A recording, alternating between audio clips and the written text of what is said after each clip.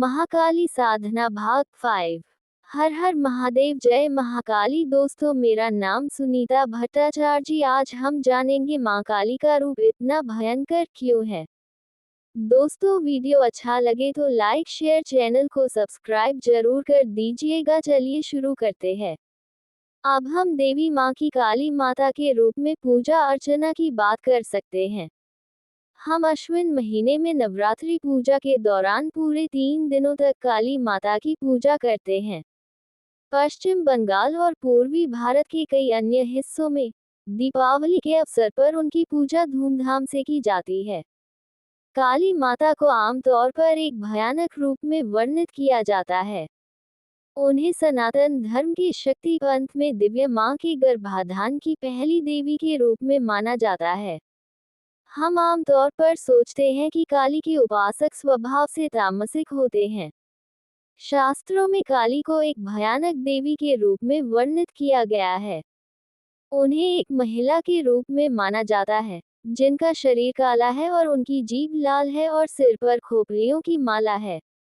उन्होंने कटे हुए मानव हाथों से बनी स्कर्ट पहनी हुई है और तलवार से खून गिर रहा है। ये स्पष्ट रूप से एक भयानक रूप है।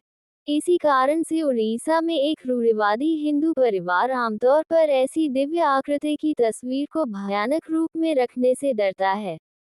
यह एक स्वाभाविक गलती है जिसे शक्ति माता के भक्तों के स्तर पर सुधारने की आवश्यकता है।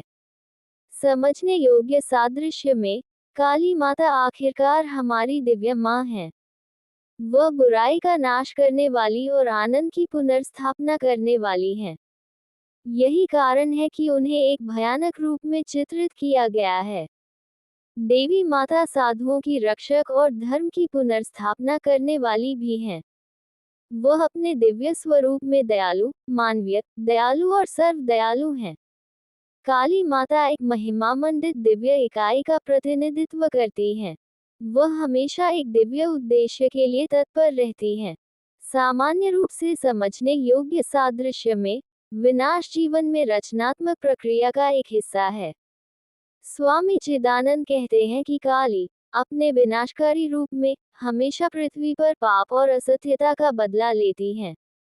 अधर्म और दुष्टता के नाश करने वाली के रूप में, समाज में एक दिव्य व्यवस्था को बहाल करने के लिए उनकी हमेशा एक पवित्र प्रतिबद्धता रही है।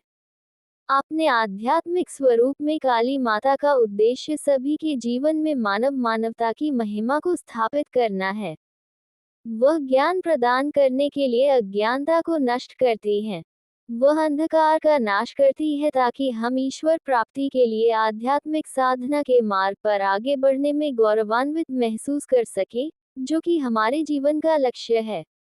वह हमारे सामाजिक जीवन में आनंद को बहाल करने के लिए दुख, पीड़ा और सभी सांसारिक कष्टों का नाश करती है।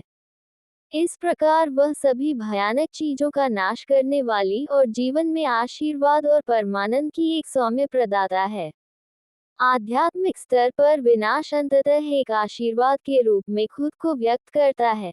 एक सकारात्मक उत्थान जहां सकारात्मक निर्माण विनाश की एक श्रृंखला द्वारा किए जाते हैं।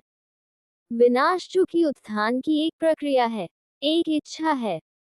जीवन में इसका हमेशा स्वागत किया जाना चाहिए। जब तक हम विनाश नहीं करेंगे, हम जीवन में प्रगति नहीं कर सकते। सर्व दयालु काली इस दिव्य कार्य में लगी हुई हैं। इस रूप में, वह योग और साधना के मार्ग पर एक ठोस, सहायक और गूढ़ शक्ति के रूप में प्रकट होती हैं। यहाँ एक प्रश्न उठता है, जब दिव्य मां सर्व दयालु है, तो वह अपने दिव्य वेदी पर जानवरों के वध को कैसे मंजूरी दे सकती है? जीवन में दिव्य आनंद की प्राप्ति के लिए साधक इस निम्नतर पूजा पद्धति की ओर क्यों झुकते हैं? स्वामी चिदानंद सरस्वती कहते हैं कि देवी माता के बहुत से उपासकों की प्रवृत्ति शक्ति पंथ के धार्मिक क्रम में वध के कारण को पवित्र कार्य के रूप में पुष्ट करने में दिव्य माता की कृपा प्राप्त करने की है। स्वामी जी महाराज कहते हैं कि पुनर्जन्म के सिद्धांत के अनुसार, जीवन प्रक्रिया में मानव अवस्था में आने के लिए मनुष्य को जीवन के प्रत्येक पिछले चरण के निम्नतर गुणों को प्राप्त करते हुए असंख्य जन्मों से गुजरना पड़ता है। संयोग से, इसलिए मानव अवस्था में उसके पास न केवल ज्ञान और विवेक का गुण होता है, बल्कि वह निम्नतर गुणों और विशेषताओं से भी संपन्न होता है जो उसके उपमानव स्तर से संबंधित हैं। इसलिए हम उसमें ऐसे गुण पाते हैं जो विशेष प्रकार के जानवरों जैसे लोमड़ी की चालाकी, बाघ की क्रूरता, बिच्छू के विषैले गुण, सुस्ती चार में पाए जा सकते हैं। दोस्तों, वीडियो कैसा लगा कमेंट करके जरूर बताएं। आज के लिए हमें दीजिए इजाजत। नमस्कार।